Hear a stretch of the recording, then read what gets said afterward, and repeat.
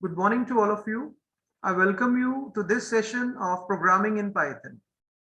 In today's session, we'll be discussing about the basics of Python, and I'll be also discussing the subject PPT with you, like why we are studying this subject, what are the course outcomes.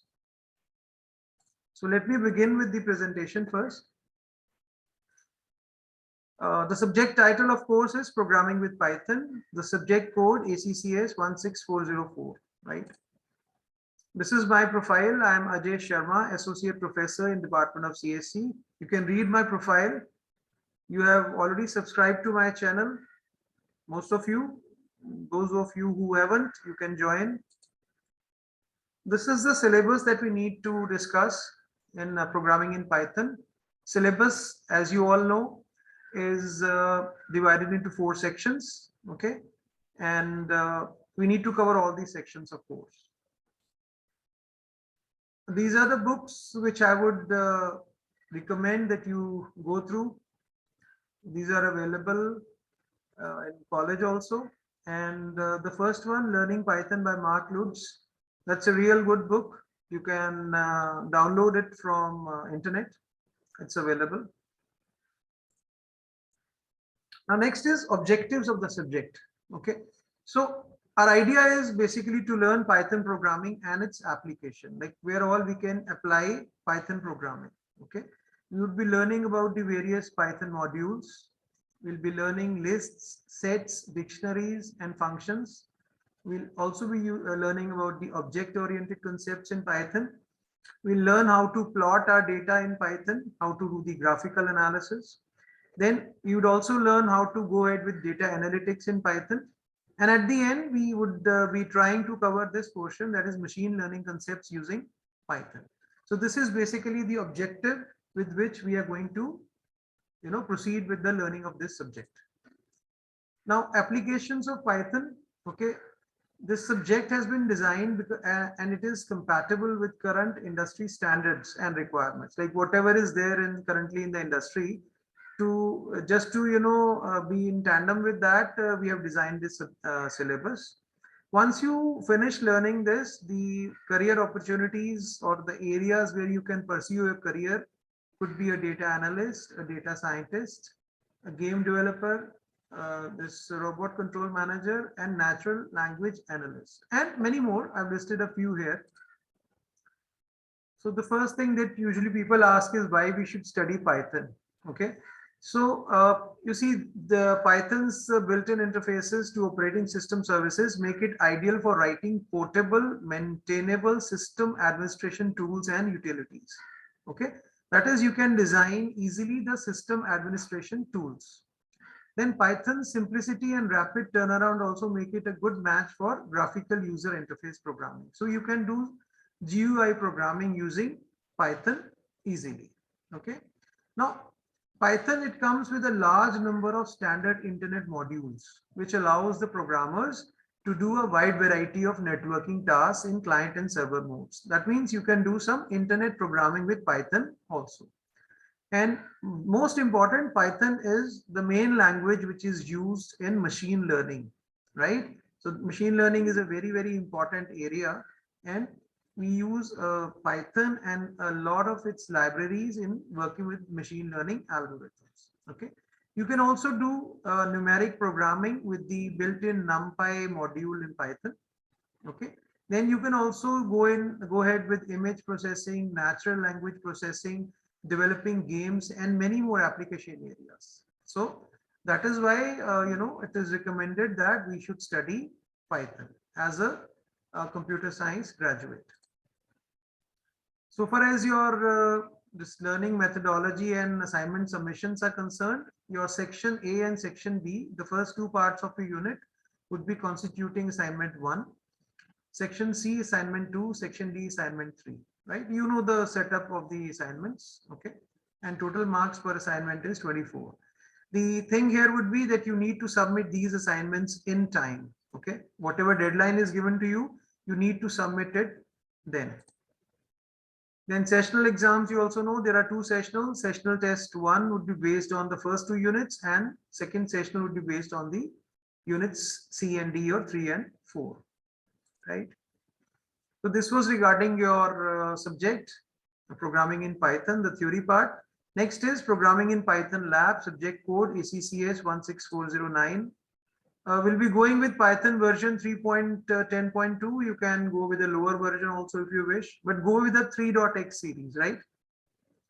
Then in our lab part, we'll be requiring some interfacing between front end and back end. So you can go with Oracle 11G or higher. Okay. And then Microsoft Excel would also be required if you're going to do some data analytics. We'll be requiring some CSV files. So Microsoft Excel would also come in picture. Lab evaluation, you know that is divided into two parts. Part A is a continuous practical evaluation in which you'll be given machine exercises which you need to submit in time, which would be evaluated, and your lab marks, internal marks would be defined by this continuous practical evaluation. And your lab part B would be some application development in Python, and that would be coming in for your external lab awards, right? So keep in mind what you need to do in your lab. And these are the list of practical suggested list. You will go beyond this, of course. You can just have a look at it, what we all need to do, right? And in part B, we need to do some statistical analysis, some plotting, some graphical analysis, and maybe analyzing some data with different files. So that would be the idea in lab part B. So this was regarding your subject PPT for your theory and lab. I'll be sharing this with you. I've already shared this thing with you, right? On the ERP, you can just check it. So next we will go with the installation of Python. We have already discussed it, okay? But just for continuity, I'm again going to install Python for you guys, right? So you know that what we need to do is we just need to write here download Python, right? And from this link you can just download the latest version of Python. Just click on this download Python and you can download the latest version. That would be 3.10.2, right? You can see here 3.10.2 is the latest version, right? Okay, so I won't be downloading because I've already downloaded it, but you can download it, right? And then you get this installer file here. So you can install Python from here. Okay. So let me just open up PPT to just supplement this installation.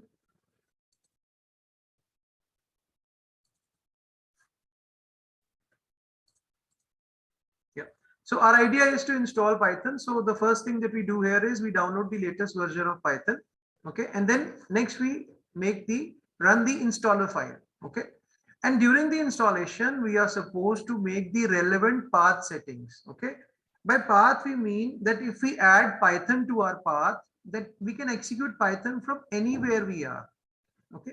And I'll also tell you some other suggested settings. Okay. And then Python would be installed and then we can start working with Python. So let's see this installation now. So just double click on your installer file. Okay. And then here the important thing here is add Python 3.10 to path. This is very important. Otherwise, you just need to go to the same folder where your Python is installed to do things. Once you've added Python 3.10 to path, you can execute this from anywhere you are, right? And then you click on this customize installation, right? Okay. And then let all the text be here. Okay. The documentation is there, pip is there. Pip would help you to install other modules, other packages that you require. Okay. Then your IDLE and the Python test suite. So let all these options be ticked, right? Then click on next. And here the install location, use a simpler path, right? Use a folder where you can go easily. So I'll use this Python 310 folder. This is my installation folder for my Python. And here also you click on install for all users. Just click on this, right? And then click on install. Okay, so the installation process is on. It will just take maybe less than a minute to install Python.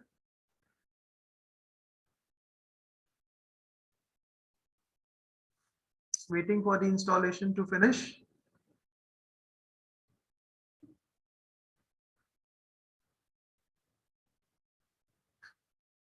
And once the installation finishes, then we'll just add this to taskbar, the ideally prompt here. I'll add it to the taskbar so that it is ready for launch very easily, right? Just waiting for this installation to finish. I would request all of you to kindly keep on noting things so that if you require to ask anything, you can ask. Kindly keep on noting this thing. I think most of you have already installed Python. Okay. But even if there is something to discuss, you can discuss when I ask you for your questions. So we can see now that the setup is successful. Just close this window. Then look for the Python folder here, right? There would be a Python folder here. You can see, okay, this Python 3.10 folder. From here, you can just pick up this ideally, right? Right click on it, okay? Click on more, and then you pin it to taskbar. You pin this ideally to taskbar. You can see it has appeared here, okay? So you click on this to launch your Python IDE. You can see here ideally Python 3.10 64-bit, right? So if you click on it, it will just launch the Python IDE. Okay, so this is the place from where you can work while you start learning Python. This is the place from where you can start working. This is known as the IDLE, or the Integrated Development Learning Environment, right? So let's write something here. Say maybe we can write here welcome, okay, a print statement, okay. So it will just display the things like this, okay. Or I can write something like a is equal to 56, and then I can write print it. Like this is how we start learning in Python. All right. So this was the installation part. So let's continue with our Python session. Okay. So what is Python? It's a general purpose programming language that is often applied in scripting rules. Okay. And it is commonly defined as an object-oriented scripting language. Okay. So it has got the features of OOPS also. It has got the features with which you can work with your internet also. Okay. So this definition that blends support for OOP with an overall orientation towards scripting rules. Okay. So if you really want to see like what Python is designed for, you can just write import this in your IDE. Okay. So let's do that. I'll just write here import this to check Python's philosophy.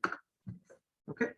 So this is the philosophy of Python, right? Beautiful is better than ugly. Explicit is better than implicit. Simple is better than complex, like this. Okay. So the idea here is to make the things simple for you. That is the Python's philosophy. So you can check this philosophy by writing import this, right? All right. Then why we should use Python? There's so many features. Software quality increases, developer productivity increases, because you can do things in a very fast manner as compared to your traditional programming languages, right? Then program portability is there. Programs written in Python can be ported to C, C++, Java, .NET frameworks, right? Apart from that, there are a large number of support libraries in Python. Okay, so many support libraries that you can design, you can do any sort of task using those libraries. Then you can just do some component integration also. You can just build some components and you can integrate them in a very fast way. And a lot of entertainment is there while you're working with Python. It's not a very boring task. It's very interesting because it's easy to use, right? So that is why we should use Python. So in general, Python is an elegant and robust programming language. Robust means strong, that delivers both the power and general applicability of traditional compiled languages with the ease of use of simpler scripting and interpreted languages. So you see, we have got two types of languages, compiled and interpreted. So Python is a flavor, has a flavor for both. It is both compiled as well as interpreted. Okay. And then it allows you to get the job done and then read what you wrote later. So you'll be amazed how quickly you will pick up the language as well as what kind of things you can do with Python. Your imagination will be the only limit. Okay. So Python is very strong and elegant language. It has features of both the compiled and the interpreted languages, right? What is this compilation and interpretation? We'll just see in the next 10 minutes, right? Then origin of Python. Okay. So work on Python began in late 1989 by Guido van Rossum, right? The person at Netherlands, okay, Holland. And it was eventually released for public distribution in early 1991. Okay. So like we are learning Python, so we must be having some information about how it originated, right? And like C, C++, Lisp, Java, and Perl. These are the programming languages which are already existing. Okay, so Python also came from a research background, like where people were, like programmers were having some difficulties. So to get rid of those difficulties, Python was, designed so that it can just solve those problems which the programmers were getting with other languages, right? Then these are the features of Python. It's a high level, object oriented, scalable, extensible, portable, easy to learn, easy to read, easy to maintain. It's a robust language, effective as a rapid prototyping tool. By this rapid prototyping tool means that we can create an initial small prototype or a model in Python, and then we can switch it to languages like C and C++ for some further design. Okay. Then a memory manager, and last important one, it is both interpreted and compiled. Okay. Now, who uses Python today? You can just see the list. It's a huge, huge list. Almost every company, every organization is making use of Python. Google is there, YouTube is there, Dropbox is there, Raspberry Pi is there, Eve Online is BitTorrent, Pixar, ESRI, Google's App Engine, Iron Port, like the list is endless. Everybody is using Python simply because of its strength, its features, and the ease of use. Okay. Now, what can you do with Python? You can do systems programming. So, as we discussed in the initial part of our lecture, that we can design some system administration tools very easily with Python.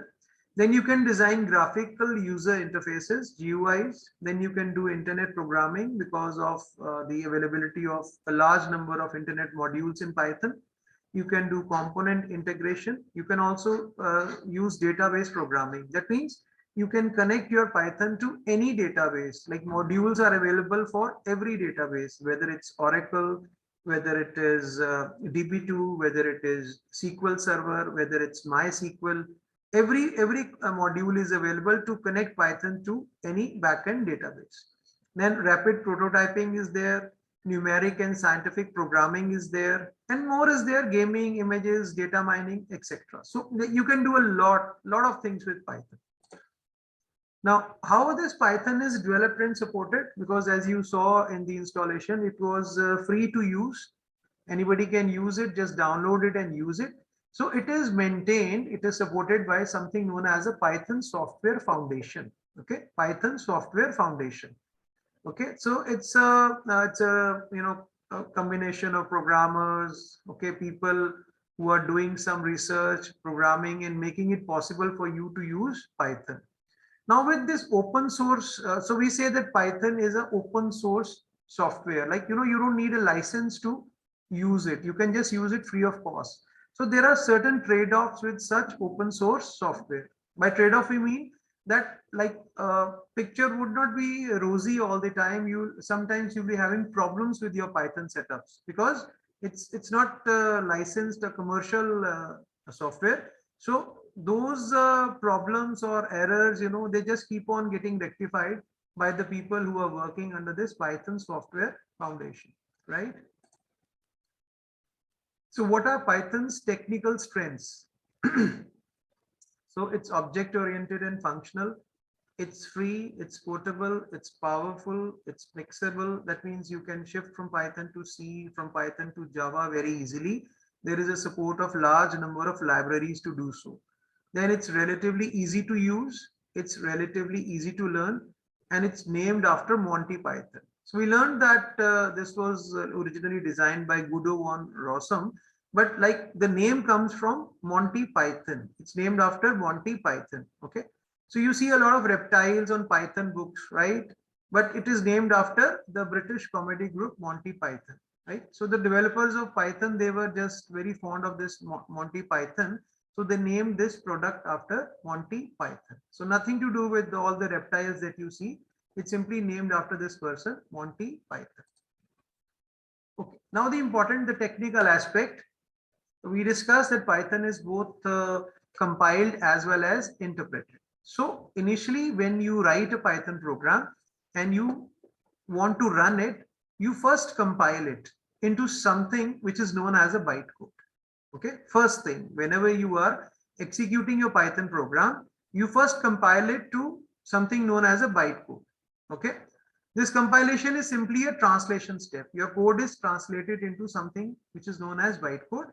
And what is bytecode? Bytecode is a lower level platform independent representation of your source code. It is simply a lower level platform independent representation. That means to execute the bytecode, you don't require any platform. It can be run from any platform, right? And Python translates each of your source statements into a group of bytecode instructions by decomposing them into individual steps. So each line of your code is converted into bytecodes. Okay. And why this is done, why it is converted to bytecode, so as to speed up your program. Because usually you see languages which are interpreted are slower as compared to languages which are compiled, right? So this bytecode would speed up your program execution. And it can run much quickly than the original source code. Okay, remember this, bytecode can be run much quickly than the original source code. Okay, and now this where this bytecode is stored in version 3.2 and later. Okay, it is stored in a folder known as PyCache. Okay, in a folder named as PyCache, and your bytecode files are saved with the same name that your source code is, but with an extension .pyc. Okay, so .pyc means Python compiled. Okay, remember. So what happens is you have a program, your original Python program, which is having an extension .py. Okay, once it is converted to a bytecode, then you have a file with the same name but with an extension .pyc. In versions prior to version 3.2, this file, your Python pyc file, would be stored in the same place where your Python file was saved. Okay, but in versions 3.2 and later, it is saved in a subdirectory named pycache __ pycache __ which is located in the directory where your source files reside. So a directory with the name of __ pycache __ is made, and there this file is stored. Okay, I hope this slide is clear to you. This is a very important slide. You can take a screenshot of this, right? Okay, it simply tells you the first step in execution of a program, that your program is converted to something known as a bytecode, which is a lower level platform independent representation of your source code, and it speeds up your program execution. It can be run much quickly than the original source code, and it is stored in the shape of a file with an extension .pyc, where pyc stands for Python compiled, and it is stored in a folder __ pycache __ in versions 3.2 and later, right? Then how your program executes beyond that bytecode. Okay, then comes into picture something which is known as Python interpreter. Okay, so whenever you are installing Python, okay, then the minimum number of things that are installed is number one, an interpreter and a support library. Okay, so when you install Python, two things minimally are installed: an interpreter is installed and a support library is installed. Okay, and both of them help you to execute your code, right? So whatever Python code you write, this must always be run by this interpreter. Okay, and to enable that, you must install a Python interpreter on your computer. So let's see the complete picture once again. You have your original source code or your program, say m.py, some program m.py. Once you compile it, it is first compiled into a bytecode, and you get a file m.pyc. Okay, PYC stands for Python compiled. And then comes into picture something known as a Python virtual machine, in which your program is interpreted line by line and it is executed. Okay, so what is PVM, the Python virtual machine? It's just a big code loop. Okay, PVM is simply a loop, okay, which iterates through your bytecode instructions one by one to carry out their operations. So PVM, Python virtual machine, is simply an environment in which there is a loop in which each statement in your bytecode is executed, right?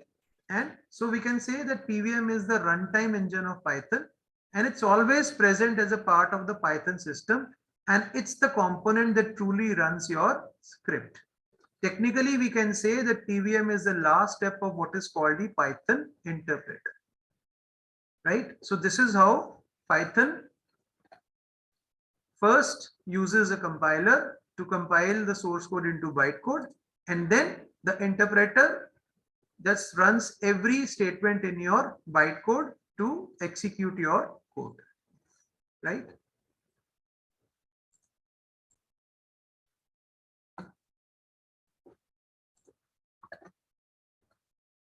Now, let's now discuss what are the various implementations or various flavors of Python which are available. So minimum you can see 5 Python flavors are there. They are namely C Python, or simply we call it Python. Then there is J Python, we call it Jython also. Then there is Iron Python. Another flavor or implementation is Stackless, and another one is PyPy. Okay, so the Python that we have installed, or the Python that you've installed on your laptops or on your desktops, is known as simply the Python, or it is the Python written in C, compatible with C language, right? Okay, and that is the default version of Python that you use. If you want to integrate your Python programs with your Java applications, using the Java libraries, then you use this version of Python, which is JPython, or commonly called as Jython. Okay, and then Iron Python is like if you want to use Python in combination with your .NET applications, that is the Microsoft's framework, .NET framework, then you can use Iron Python. If you're using some concurrent applications, then Stackless is the version of Python which you can use. And if you want to increase the speed, of execution of Python, or you want to have a improved speed environment, then you can go ahead with PyPy. Okay, so in our discussions, like mostly we'll be using this Python, or it is also known as C Python, simply because it is designed in C language. Next we come to Python basics. Okay, so what I'll do is I'll first come to this slide. Okay, important slide, you can take a screenshot. Okay, and then I'll be discussing how you can run Python programs. And you need to note down some things here, so be careful in that. Okay, so how you can run Python programs, these are the different ways. You can go with the interactive prompt in IDLE. Okay, right? Then by running a .py file in IDLE. So first, either you can write some code and check it at the interactive prompt. I'll show you what the interactive prompt is. Then in the IDLE itself, you can run a file with the extension .py. Then also on command prompt, okay, or the DOS prompt, you can use IDLE, or on the command prompt by using the file name. Also, you can execute your program.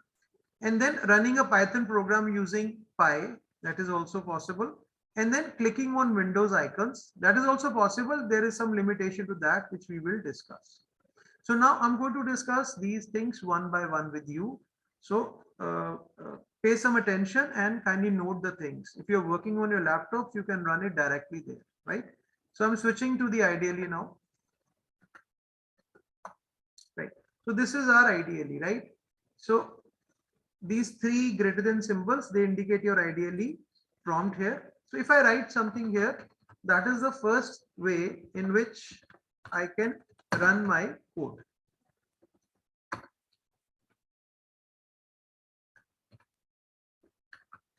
Like a print statement here. So what we can do here is we can just configure our IDLE so that we have a better size of font here.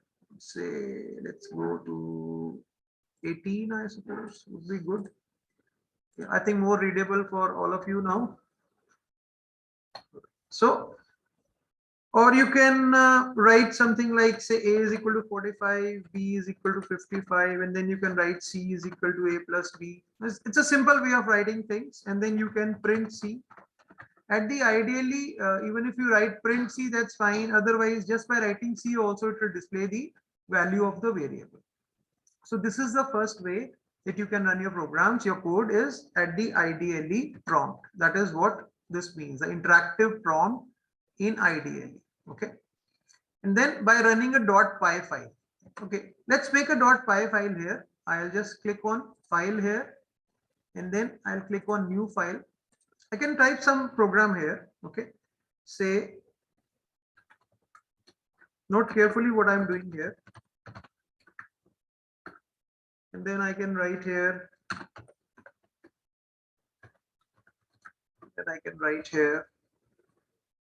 print 8, right? And then I need to save this so that I can execute it. And I'll give it a name. Whatever you write in ideally, you must save it first, and then only you can run it, right? So let's write here the name as A1. By default, the extension would be py, right? So I've saved it. Okay. And now I can run it by using this run option, or by clicking on the F5 key. You can see here, if I run it, obviously it will print the message welcome and the value of A, which is 55. You can see the output here. Okay. Now, understand one thing, whenever you are writing a Python code, you can import that to any place in your Python projects, right? So the one way here would be, if I just write here import, say A1, right? I think that was the name of the file. Yeah, A1. So if I write here import A1, it will execute my code. But in this environment, only once you can use import. Okay. Later on, if you again want to run, rerun your code, okay, then you can use a reload statement. We'll discuss that in our next session. But import only works once in your session, because the file is loaded into the memory. If you try it again, nothing will happen. Okay. But doing this import here will make your PYC file active. So we discussed there is a .py file and a .pyc file. Can we go? Let's go to that. Yeah, here we see that, like we do here, there is a .py file, then a pyc file. So this comes into picture only once you have imported the module once. Remember this. Okay. So let's go to ideally here, and let's go to this folder here. Okay. And let's open. You can see the PyCache folder here, all of you. Can you see this underscore PyCache underscore? So here is my file a1.py. Okay, this is my source file. And if I just double click on this PyCache and I just click on all files, so you can see here is the pyc file. And see, it's just to keep it that which version of Python we are using, because when people are doing some research oriented work, then they are using different versions of Python together, just to keep track with the older programs. So here it is mentioned a1.c python -310, which means that this pyc bytecode belongs to this version 3.10 of Python, right? So this is how the nomenclature goes. This is your bytecode. Okay, you can see here, this is the compiled Python file, pyc compiled Python file. Okay, so I hope you've understood now, right? And then let's see the next way. So next is, so we have seen the first two ones by the interactive prompt in IDLE, okay, by using the import, or by running a .py file in IDLE. That we have done. I think that's clear. This is your .py file. If you run it by clicking either on run or by just simply pressing the F5 key, you can see that the output is there. Okay, so this you have executed. Then on command prompt, interactive prompt in IDE. Now let's go to the command prompt. Okay, so you know how to go to command prompt. Just type CMD here. So this you will get the DOS prompt here, right? So here also you can run your Python program. Just write py here. So you get the interactive prompt here. Okay, so here also you can work with things like this, right? Okay, you can work with the prompt here also. So if you write C is equal to A plus B and simply write C, then it shows the sum is 11. To come out of this prompt from here, simply press Ctrl Z, right? You can write Python also instead of py. The same thing will be there.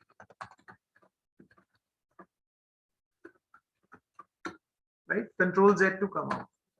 Now, remember our file a1.py, okay, where it is located, wherever we have installed Python. So if I just open it here, our file is in C drive and Python 310. Remember this, right? So let's go to command prompt. I can run this file from here. If I write here, see very carefully. If I write here a1.py, okay, this won't run. So I'm using the Python interpreter to execute the file. This won't run because this a1.py file is present in the Python 310 folder. So if you need to execute using this, you must write the complete path here. This is the complete path where the file is located. Okay. So this way, if you run the same output, welcome 55 comes here. The same you can do with Python, okay, by writing Python here. Okay, so we have listed these ways on the command prompt, this on the command prompt by using the file name and using py or Python. Okay, the last one that is left is clicking on Windows icons. Okay, so let's try this also. Okay, so let's go to our C drive here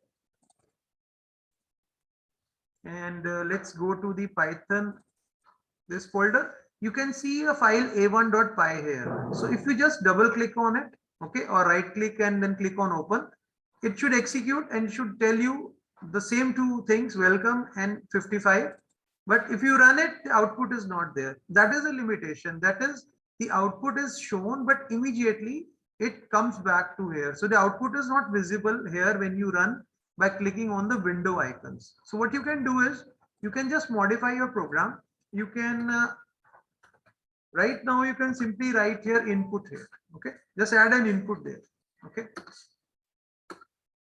right? So input is a sort of a pause. Input is like you need to input something. Okay, so it would just hold your screen there. So now if you go to your this C drive, right, and to this folder, and now if you click on this a1.py, it will show you the output, and that input statement is holding your cursor here, right? Welcome 55, and this is holding it here. If you just press enter, it will view. Okay, so I've discussed this proper slide with you. Very important one. You should know each way in which you can work. You can run your Python code from anywhere that you are, whether you are at the interactive prompt, whether you have a file in the IDLE, whether you run a file on the command prompt, or you use IDLE on the command prompt, or you simply click on the window icons. Okay, so this is how you can run Python programs. So next, let's discuss.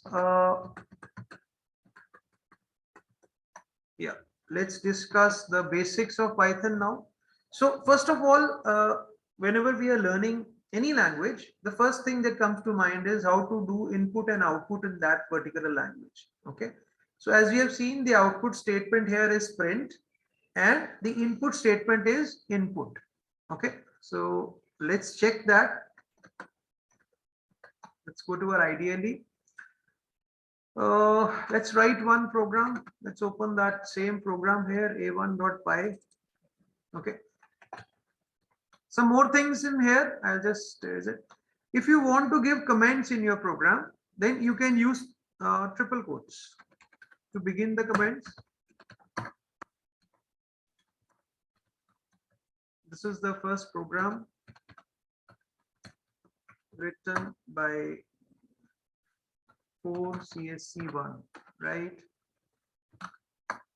All the best. Okay. And then to end, we can put the.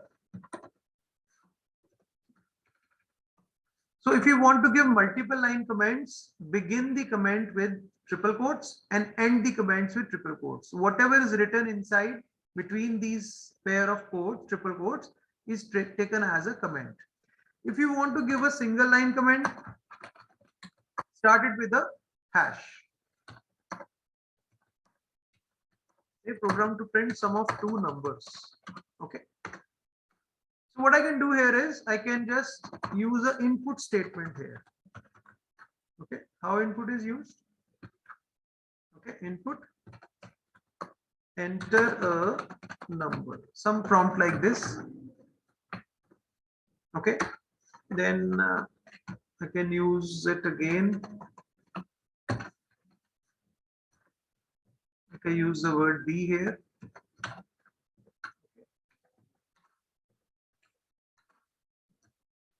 And then I can use C is equal to A plus B.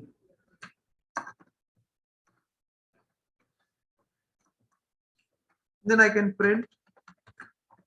In print I can write here sum is, and I can write here C, right? So this is the program that I've written. See, the input statement is used to input a value like your C in C++, scanf and C. This is the input statement here. Okay. And print statement, of course, a message and a variable. It will print the value of the variable. The message is printed as such. All right. So let's see what's the output of this particular program that we have written.